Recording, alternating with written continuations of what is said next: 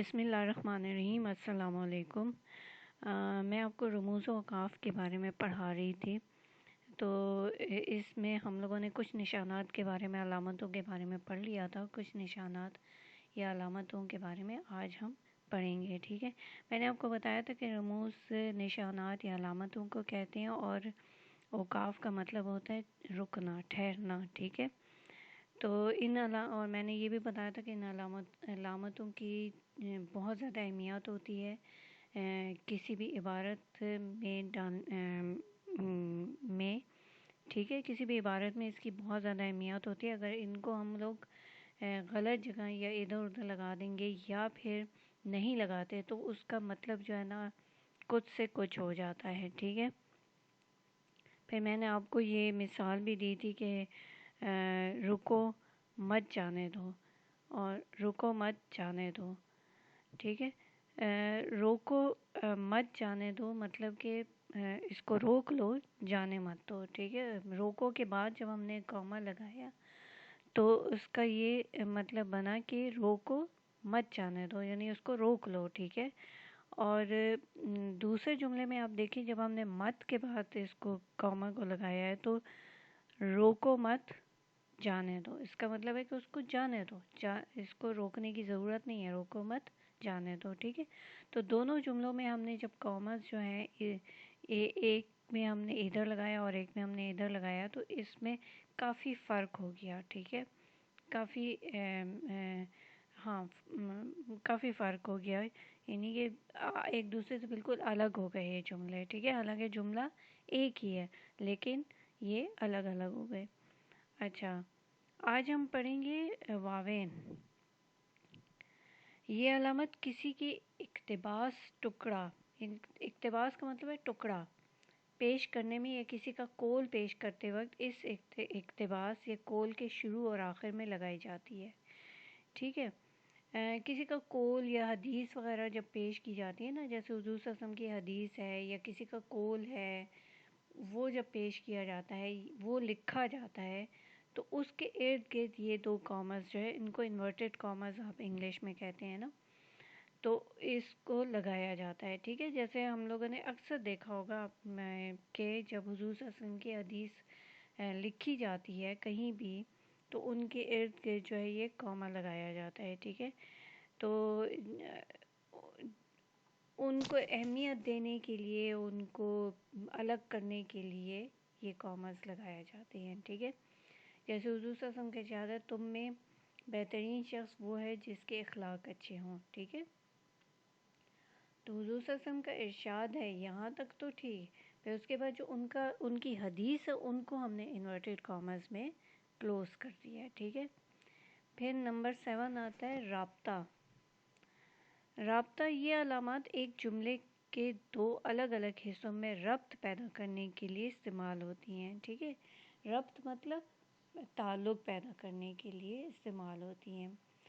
جیسے حضور صلی اللہ علیہ وسلم نے فرمایا صفائی نفس ایمان ہے، اب یہاں پر یہ والا نشان ہم نے لگایا ہے، ٹھیک ہے۔ یہ جملہ جو ہے اس جملے کے ساتھ رابطہ قائم کر رہا ہے، تعلق قائم کر رہا ہے، تو ہم نے اس بیچ میں یہ والا نشان لگایا ہے، ٹھیک ہے وہی جس طرح اوپر انورٹڈ کاماز کے بارے میں نے آپ کو بتایا نا، ویسا ہی ہے، ٹھیک ہے۔ لیکن ابھی ہم اس نشان کے بارے میں پڑھیں جو یہاں پر یہ نشان تھا، ٹھیک ہے۔ استاد نے کہا محبت کرو گے تو کامیابی ملے گی، ٹھیک ہے۔ اب ہم نے اس جملے کو اس جملے سے کے ساتھ تعلق قائم کرنے کے لیے یہ والے نشان لگائے۔ آگے ہم دیکھتے ہیں وقفہ۔ یہ نشان ہوتا ہے وقفے کا، ٹھیک ہے۔ یہ علامت چھوٹے جملوں کو ملا کر ایک بڑا جملہ بنانے کے لیے استعمال ہوتی ہے، ٹھیک ہے۔ جیسے پاکستان ہمارا ملک ہے، یہ ہمیں دل و جان سے عزیز ہے اور اس میں خوبصورت وادیاں ہیں، ٹھیک ہے۔ اب یہ جو ہے نا چھوٹے چھوٹے جملوں کو بڑا جملہ، یعنی پاکستان ہمارا ملک ہے، یہ ایک جملہ ہے، ٹھیک ہے۔ یہ میں دل و جان سے عزیز ہے، یہ بھی ایک جملہ ہے، اور اس میں خوبصورت وادیاں ہیں، یہ بھی ایک جملہ ہے۔ تو یہ تینوں جملے مل کر ایک جملہ بنا ہے۔ اگر ہم اس کے درمیان میں یہاں پر ڈیش لگا دیں گے تو پھر جو ہے نا پھر یہ جملہ الگ، یہ جملہ الگ اور یہ جملہ الگ ہو جائے گا. لیکن ہم نے ان تینوں کو ملا کے جب ہم نے لکھنا ہے تو تب ہم یہ والا نشان استعمال کریں گے. ٹھیک ہے، جیسے ہے قائد اعظم کراچی میں پیدا ہوئے، یہاں پر یہ نشان لگایا. پھر اس کے بعد ان کا نام محمد علی جناح تھا اور وہ پاکستان کے بانی تھے. ٹھیک ہے، تو یہ جو ہے نا یہ نشان، اس نشان کے ذریعے سے یہ سارا جملہ جو ہے ایک جملہ بن گیا ہے. اگر ہم یہاں پہ ڈیش لگا دیتے تو پھر یہ الگ ہو جاتا ہے. یہاں اور کی جگہ ہم ڈیش لگا دیتے تو یہ جملہ الگ، یہ جملہ الگ اور یہ جملہ الگ. یہ ہیں جملے الگ الگ ہیں، لیکن ہم نے ان کو ایک ہی اس میں لے کر آنا ہے، ایک جملہ بنانا ہے، تو ہم تب یہ نشان لگائیں گے. ٹھیک ہے، اس کے بعد آتا ہے ندائیہ.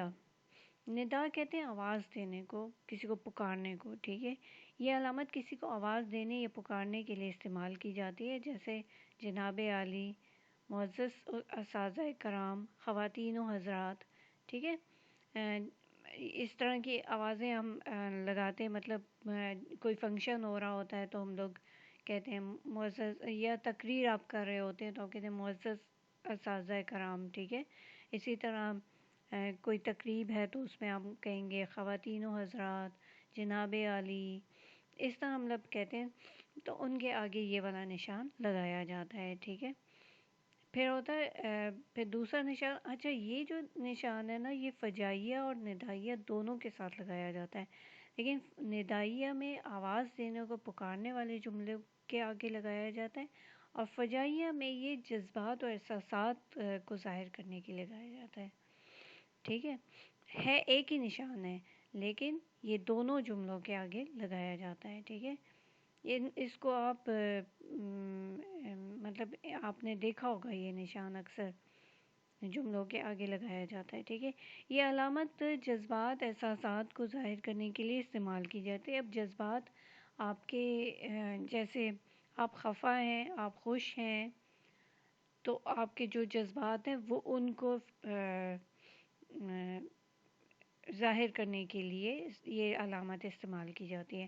جیسے آہا آہا، اب کیا ہے، خوشی کی علامت ہے نا، خوشی کے جذبات ہیں.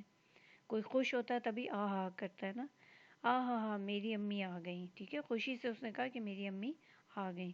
افسوس، وہ امتحان میں فیل ہو گیا.